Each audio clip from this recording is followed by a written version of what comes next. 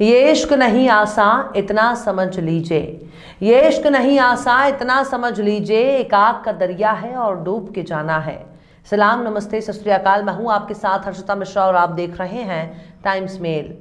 इश्क चाहे खुदा और बंदे का हो या फिर आशिक और माशूक का, जमाना हर दौर में दुश्मन बन जाता है। इश्क में इतनी ताकत होती है कि बड़ी से बड़ी सल्तनतों को हिलाने की हिम्मत रखता है। लेकिन इश्क का हाल तो वही जानता है जिसने कभी इश्क किया हो। यह इश्क लैला मजनू का भी हो सकता है और रोमियो जूलियट का भी। लेकिन इश्क के दुश्मन आपको हर दौर में मिलेंगे। लेकिन आज के दौर में इश्क से किसी को क्यों ऐतराज होने लगा? आखिर इश्क करने वालों से किसे दिक्कत होने लगी? उसका नाम क्या है? उनकी पहचान क्या है? जवाब है हुकूमत। आपका नाम क्या है? आप क्या काम करते हैं? आप काम क्यों करते हैं? आप क्या खाते हैं? आप क्या पीते हैं? आप कहाँ रहते हैं? आप वहाँ क्यों रहते हैं? आप किससे बात करते हैं? आप उससे क्यों बात करते हैं? आप किसे पसंद करते हैं? आप किससे प्यार करते हैं? और आप किससे शादी करना चाहते हैं? ये तमाम बातें आपके लिए निजी मामला हो सकता है, लेकिन आपके खाने से लेकर पीने, उठने, बैठने और नींद लेने का तरीका कैसा होना चाहिए, इसे तय करने का हक आपका नहीं होगा, बल्कि सरकार ही तय करना चाहती है आपकी मर्जी कैसी होनी चाहिए। आप क्या खाते हैं और क्या आप खाने में क्या पसंद करते हैं? आप फलां चीज़ें खाते हैं, क्यों खाते हैं, ये तय करने का हक भी आपका नहीं है। आपके खाने का मेन्यू और किचन बर्तन चेक करने का हक भी सरकार के पास है। जो लोग आपको नौकरी रोजगार नहीं दे सकते हैं, वो लोग बहुत बेहयाई से आपके खाने और पीने का मेन्यू तय करेंगे।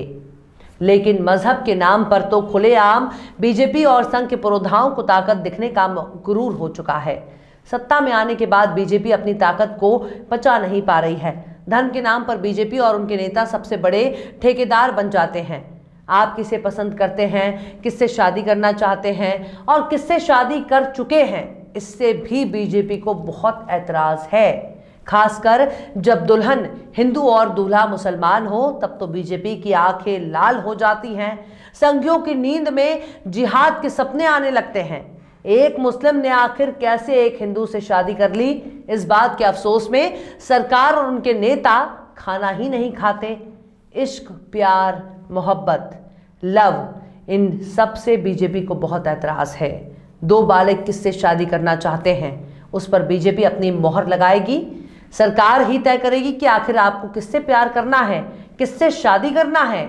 लेकिन जब देश का कानून दो बालिगों को अकेले रहने का हक देता है, बिना शादी मियाँ बीवी का रिलेशन कायम करने की छूट देता है, तब सरकार को कोई आपत्ति है।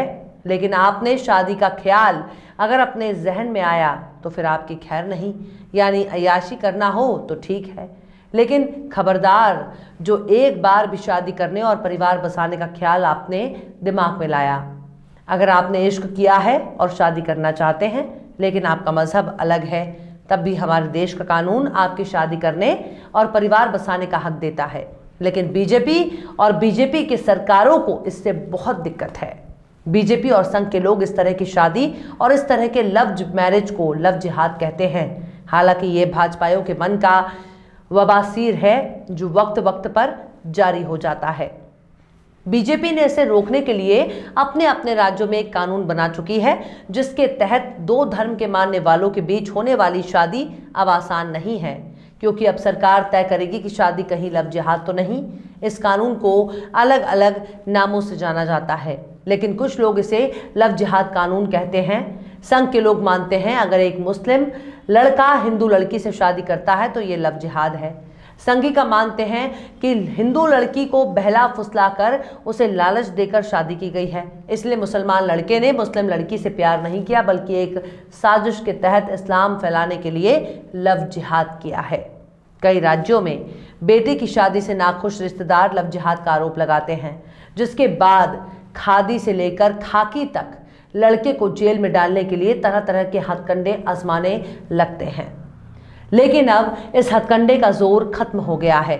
गुजरात में ऐसे ही शादियों पर रोक लगाने के लिए जब लव जिहाद कानून लाया गया है, तब उन लोगों को चुन चुन कर निशाना बनाया जाने लगा जिसमें लव मैरिज करने वालों का धर्म अलग अलग था।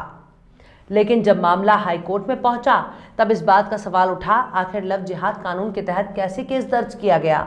अदालत में जब पूछा जाने लगा कि आखिर सबूत क्या है कि लड़की ने लालच में आकर शादी की है, तब खाकी और खादी दोनों के पसीने छूटने लगे।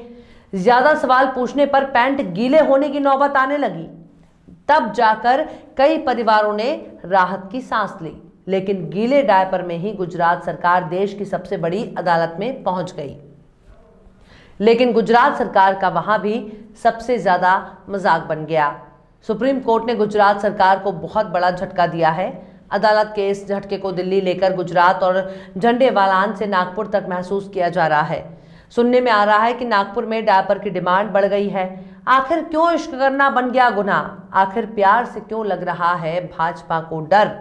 आखिर क्यों लव जिहाद कानून बना भाजपा के गले की फांस? आखिर क्यों लव जिहाद कानून पर घिरी गुजरात सरकार?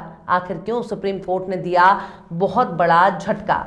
बताएंगे आपको और भी बहुत कुछ। लेकिन आप अगर हमारे चैनल पर नए हैं और पहली बार हमारी वीडियो को देख रहे हैं तो आप हमारे चैनल टाइम्स मेल को सब्सक्राइब कर लें, वीडियो को लाइक कर दें और बेल आइकन का नोटिफिकेशन बटन भी प्रेस कर दें ताकि बिना देरी हमारी हर खबर आपको मिलती रहे। लौटते हैं अब खबर की तरफ। भारतीय जनता पार्टी चाहे कितना ही लव जिहाद का राग अलापती रहे, लेकिन उसके दावे और नियत पर हमेशा सवाल उठते रहे हैं। दो प्यार करने वाले अगर अलग अलग मजहब के हैं तो बीजेपी को बहुत परेशानी है। हाँ, ये बात अलग है कि दामाद चुनने के लिए भाजपा और संघ के नेता की पहली पसंद मुसलमान ही होता है, लेकिन अगर दूसरा कोई मुसलमान दामाद चुन या फिर एक लड़की मुस्लिम दूल्हा पसंद कर ले, बीजेपी को बोहें तन जाती हैं।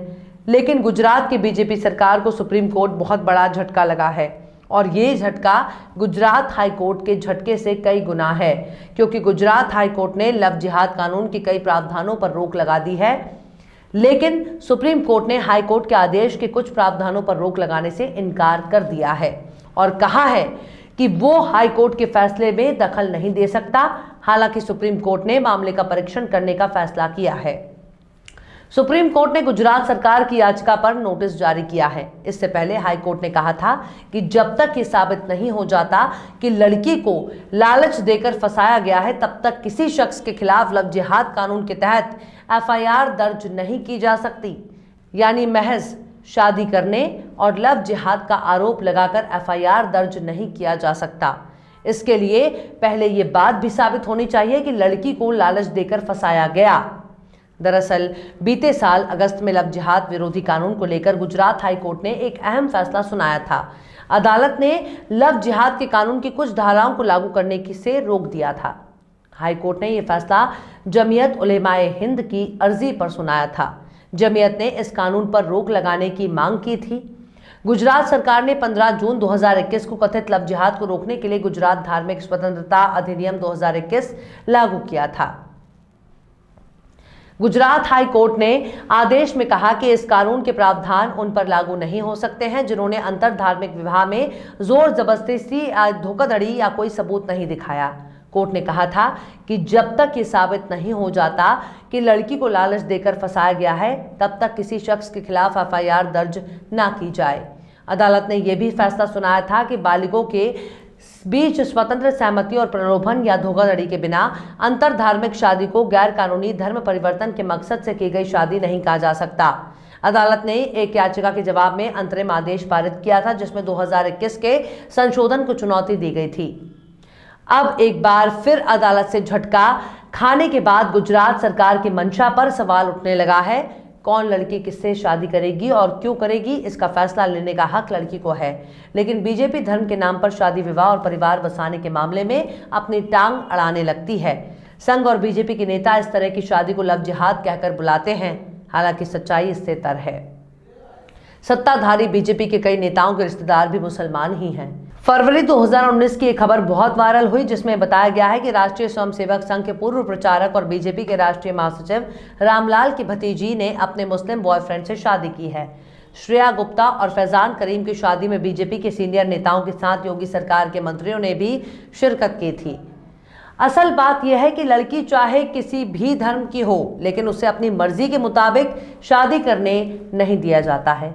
लड़की हिंदू हो या मुसलमान या फिर सिख या ईसाई, लेकिन भारतीय समाज तंग सोच और कुरीतियों से इतना जकड़ा हुआ है कि अलग अलग धर्म में शादी करना तो दूर की बात है, अगर लड़की या लड़का अपने ही धर्म में अपनी पसंद से शादी करना चाहता है तब भी कभी जाति के नाम पर तो कभी भाषा आड़े आ जाती है। अगर सब कुछ समान होता हो और लड़की या लड़का अपनी मर्जी से शादी करना चाहे तब भी ऐसा नहीं करने दिया जाता। एक लड़की किससे शादी करेगी और किसको अपना दूल्हा बनाएगी ये उसका निजी मामला है। एक लड़की किसके साथ परिवार बसाना चाहती है इसका फैसला लेने का हक सिर्फ उस लड़की का है।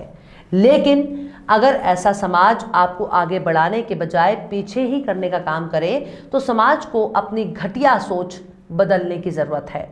बीजेपी के नेताओं के जरिए मुस्लिम दामाद चुनने के कई उदाहरण मौजूद हैं, लेकिन यही तो सवाल है कि आखिर बीजेपी अपनी बेटियों के मामले में उसकी पसंद को प्राथमिकता देती है लेकिन दूसरों के मामले में धर्म देखने लगती है। बहरहाल चलते चलते आखिर में आनंद नारायण मुल्ला ने भी क्या खूब फरमाया है, इश्क करता है तो फिर इश्क की तौहीन न कर, इश्क करता है तो फिर इश्क की तौहीन न कर, या तो बेहोश ना हो तो ना फिर होश में आ। फिलहाल इस वीडियो में बस इतना ही। वीडियो आपको कैसा लगा कमेंट बॉक्स में आप जरूर बताइएगा। वीडियो पसंद आए तो लाइक करें, हमारे वीडियो लिंक को फेसबुक, ट्विटर, व्हाट्सएप पर अपने रिश्तेदार यार दोस्तों को भी शेयर करें और बेबाक, निष्पक्ष, स्वतंत्र पत्रकारिता को सपोर्ट करने के लिए आप हमारे यूट्यूब चैनल टाइम्स मेल को जरूर सब्सक्राइब करें और हाँ, बेल आइकन की घंटी वाले बटन भी आप जरूर दबा दें ताकि आपको हमारे आने वाले नए वीडियो की नोटिफिकेशन फौरन ही मिल जाए। फिर मिलते हैं किसी और वीडियो में एक नई खबर के साथ। हर्षिता मिश्रा को दीजिए इजाजत। जय हिंद। तो देख लिया आपने हमारे इस वीडियो को। हमें उम्मीद है कि आपने हमारे वीडियो को लाइक किया होगा और दूसरों को भी शेयर किया होगा। अगर अभी तक आपने हमारे चैनल टाइम्स मेल को सब्सक्राइब नहीं किया है तो जल्दी से सब्सक्राइब कर दें और बेल आइकन भी प्रेस कर दें।